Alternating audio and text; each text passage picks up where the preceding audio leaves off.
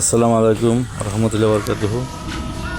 আজকে 21 দিন পরে আসলাম আমাদের পারিবারিক কবরস্থানে।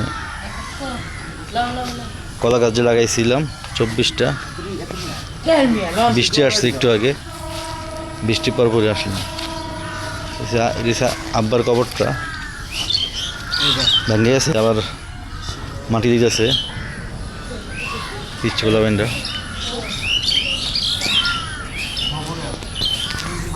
পেঁপে পেরে নিয়ে গেছি 2-3 দিন আগে, 6টা 4টা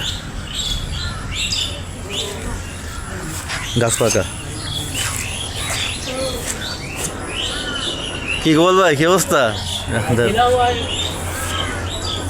নকুল ভাই, গোপাল ভাই না, গোপাল ভাই ছোট ভাই নকুল ভাই। এগুলো গাছ অনেক কাঁড়া লাগছে, প্রচুর মজা নাকি গাছের কাঁড়া।